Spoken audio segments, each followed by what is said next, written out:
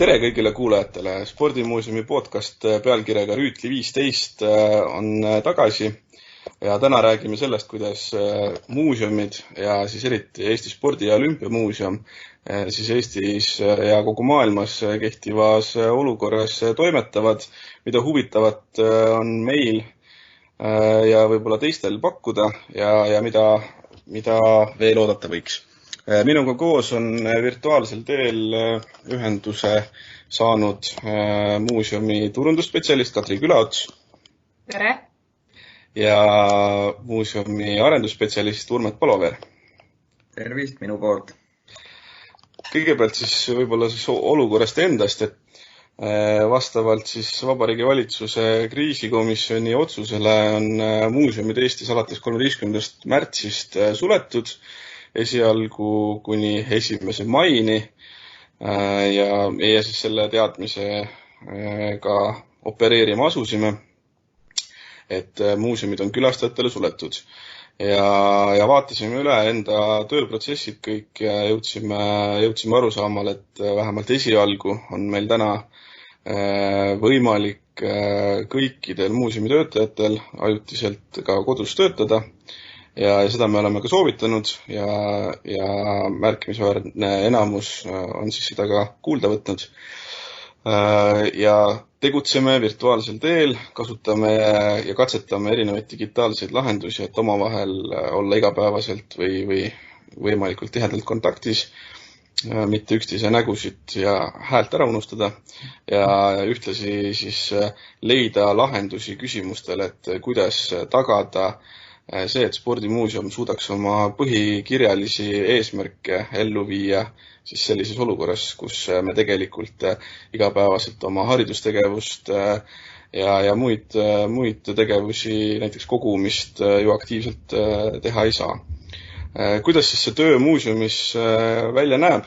Et tegelikult spordimuuseumil selles mõttes on läinud hästi, et juba aastal 2019 tulime me välja sellise kogude arendamise projektiga, mille tagajärjel kõik muuseumi hoidlad, mida on üle 10, on siis saanud kaugteel jälgitavaks. Ehk siis see, millised tingimused valitsevad hoidlas, on tänu siis loodud uuele lahendusele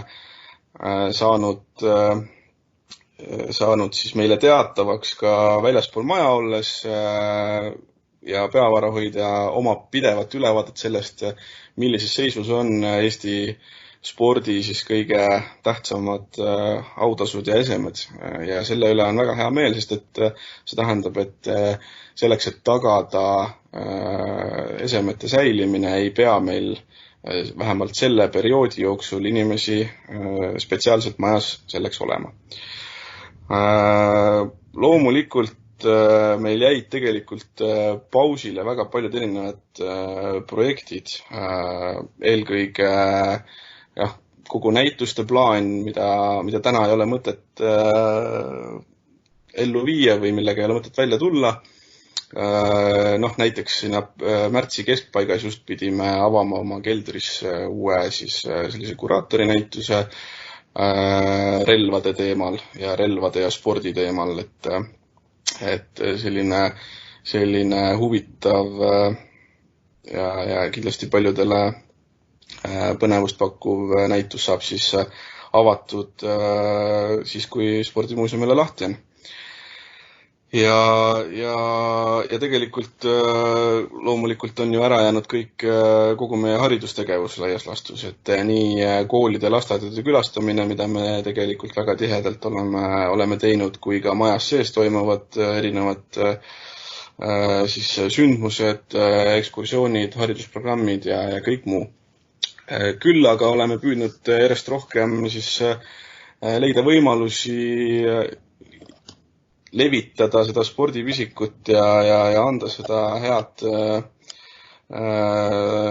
annust spordilugu siis virtuaalselt kanalit pidi ja nüüd minu pika monoloogi lõpetuseks siis võib-olla ongi mõistlik nendest asjadest lähemalt rääkima asuda, et ma võib-olla annakski kõigepealt sõna arendusspetsialist Urmet Paloveerile, kes jagab meiega võib-olla natukene seda, kuidas spordimuuseumi selliseks firma temaatikaks oleva mälumängundusega oleme suutnud edasi liikuda. Nojah, tõepoolest, kui me siin oleme üle nädala teinud mälumänge Oliirise spordibaaris, siis nüüd selle eriolukorra tõttu oleme me pidanud need mälumängud panema pausile, mitte nüüd otseselt pausile, sest et virtuaalselt me oleme tekitanud võimaluse, et kõigil mälumängu huvilistel on siiski võimalik samal kellaajal, samal nädalapäeval mälumängudest osa saada.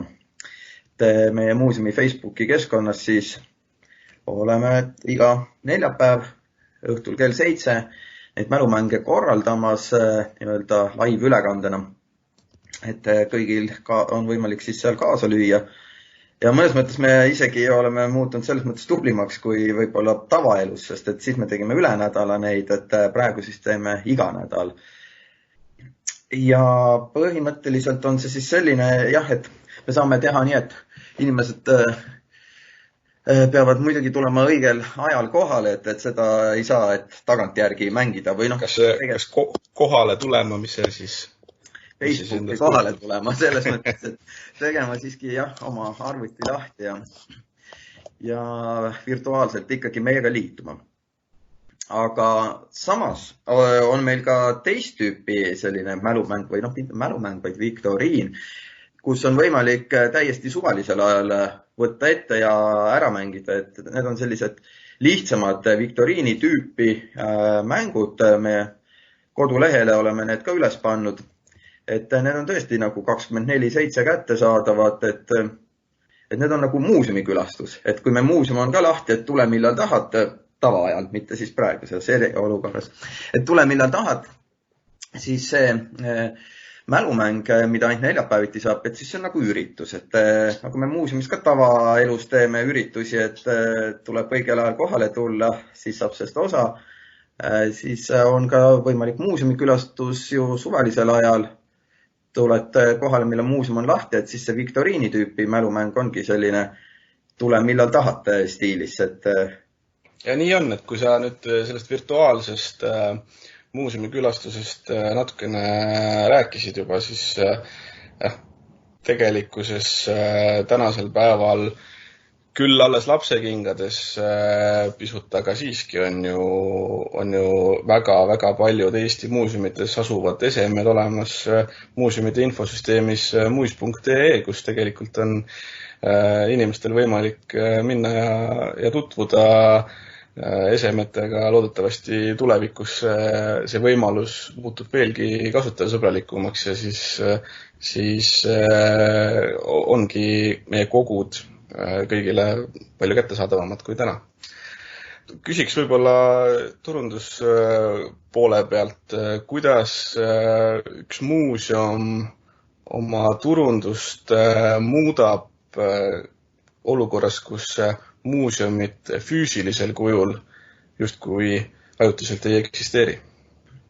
Eks me oleme suures osas ju kolinud virtuaalmaailma just selles mõttes, et me peamegi üsna palju kajastama uudiseid siis Facebookis ja kodulehel. Et just see tööosakaal on suuresti tõusnud. Et kui haridusosakonnaga suheldes selgus, et nemad saavad nüüd tegeleda rohkem loovtööga, siis omalt poolt mina saan öelda, et minul see loovtöö maht on nüüd küll vähenenud.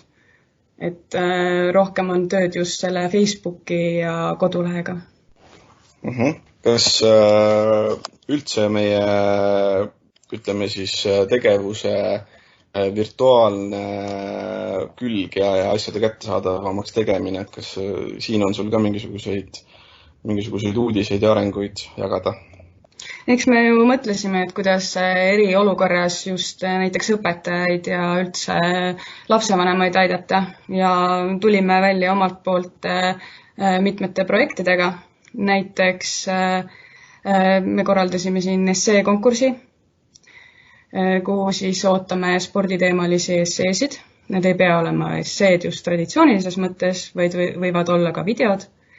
Siis just, et õpetajate tööd mugavdada, ka distantsõppel, et just aidata seda panustada distantsõppesse, et siis pakume tasuta vaatamiseks oma virtuaalseid õppeprogramme, mis on füüsika ja matemaatika teemadel. Ja nende programmide juurde, millest sa just rääkisid, on paslik meenutada, et need samad füüsika ja matemaatika haridusprogrammid tegelikult ju tunnustati ka 2017. aasta muuseumi Roti tiitliga siis muuseumihariduse edendamise valdkonnas, ehk siis me oleme sisuliselt oma sellise kõige kvaliteetsema kraami tegelikult kõigile tasuta kättesaadavaks teinud ja nagu ma aru saan, siis tagasiside on siiani olnud positiivne. Üllataval kombel on et kui tavaliselt ma saadan õpetajatele kirju, siis vastuseid ei tule. Ja ka sellele just õppeprogrammide teavitusele tuli päris mitu vastust, ütleks, et 5-6 just tänukirja. Vahemärkusena veel nende programmide juurde ütlen, et kõik füüsikaõpetajad, kes juhtuvad olema dilemma ees, kuidas anda edasi mehaanika valdkonna teadmisi, siis üks nendest programmidest on just selline, et meie korvpallikoondise, rahvuskoondise meeste tänane üks liidreid ja vedureid Kristjan Kitsing on see, kes seda teadmist palliplatsil jagab läbi nende programmide video teel just, et see kindlasti on natukene eriline ja huvitavam viis, kui võib-olla lihtsalt õpikute tarkust omandada. Ja ma saan sellega välja tuua, et tegelikult et need virtuaalsed õppeprogrammid kui ka see essee-konkurss hakkasid Facebookis nii-öelda oma elu elama, ehk siis neid jagati üsna palju ja seda oli päris hea nagu näha. Just ja ma tahan veel selle essee-konkurssi kohta võib-olla öelda seda, et meil on siin väga hea koostöö nii EOK-ga kui ka tegelikult Eesti Rahvusringhäälinguga, et selle essee-konkurssi žürii tegelikult ongi suhteliselt tugev ja pädev, ehk siis meie enda haridusosakonna juht Marju Loorits, EOK Eesti Olümpiakomitee kommunikatsioonijuht Maris Lindmäe ja Eesti Rahvusringhäälingu sporditoimetuse ajakirjanik siis Johannes Vedru on need 3 inimest, kes lugudega tutvuma asuvad ja ma usun, et me suudame parimaid päris kenasti ja väärikalt premeerida, et tasub kindlasti seda sõna levitada.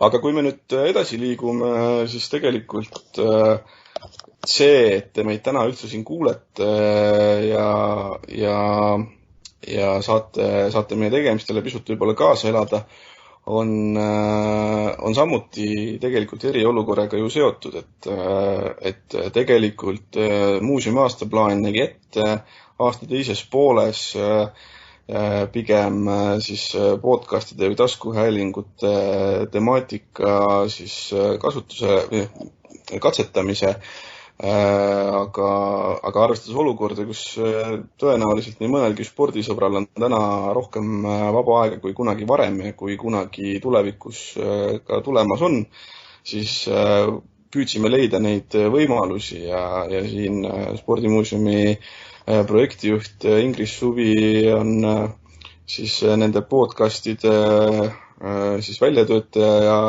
ja produtsent ja on meil tekkinud siis ütleme nädalaga ideest see võimekus, tehniline võimekus ja kõik see muu sinna lisanduv selleks,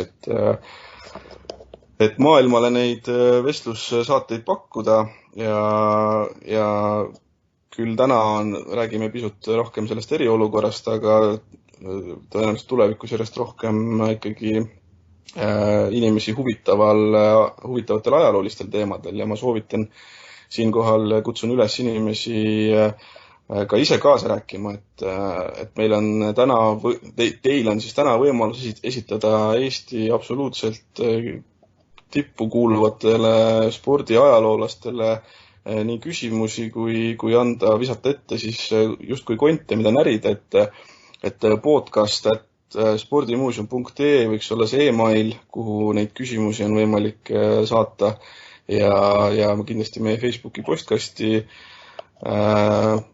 on võimalik siis küsimusi esitada, et me kindlasti huvitavamat realiseerume ka saadeteks ja saateosadeks.